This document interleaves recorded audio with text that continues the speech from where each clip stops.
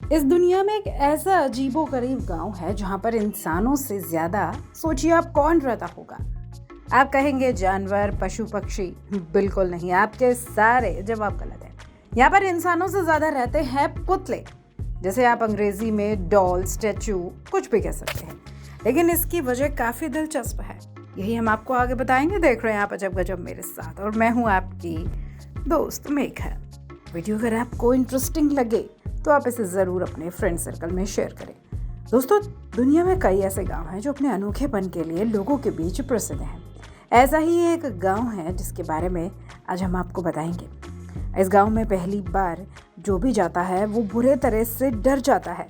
भाई, डरने की वजह भी तो है, क्योंकि आपको यहाँ पर इंसान से ज़्यादा तो पुतले मिल जाएंगे। इस गांव में इंसानों से ज़्यादा पुतले रहते हैं। ये गांव जापान में है।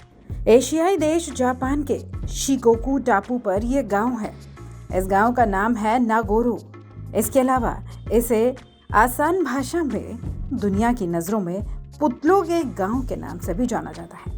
यहाँ घूमने आने वाले टूरिस्ट जगह जगह पर पुतलों को लगा देखकर डर जाते हैं। और ये भी कह सकते हैं कि इस गांव में इंसान से ज़्यादा बिज़ूका रहते हैं। अब आप कहेंगे बिज़ूका क्या भला है? यहाँ की स्थानीय भाषा में पुतलों को बिज़ूका कहा जाता है।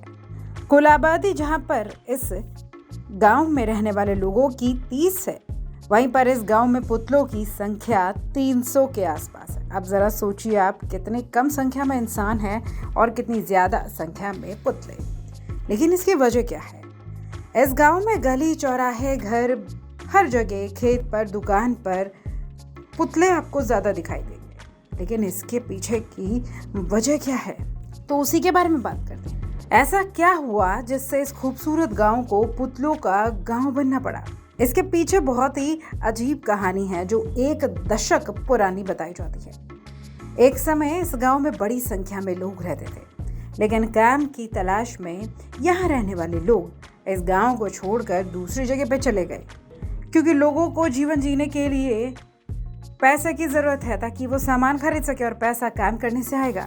इस गांव में लोग काम नहीं कर पा रहे थे, काम के यहाँ पे अवसर काफ़ी कम थे। धीरे धीरे यहाँ पे लोगों का पलायन होना शुरू हुआ और गांव खाली हो गया। फिर गांव में कुछ ही लोग बचे।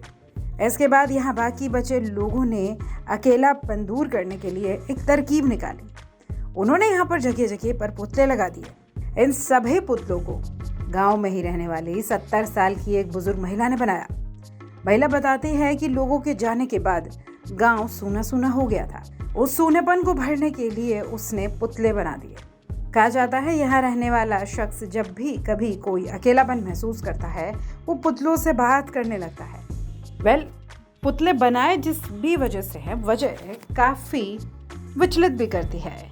लोग अपने काम के लिए, पेट भरने के लिए अपने घर परिवार को छोड़कर दूसरी जगह चले जाते हैं। ज़रा सोचिए, अगर उसी गांव में अच्छे अवसर होते तो आज हम इस गांव को पुतलों का गांव नहीं कह रहे होते।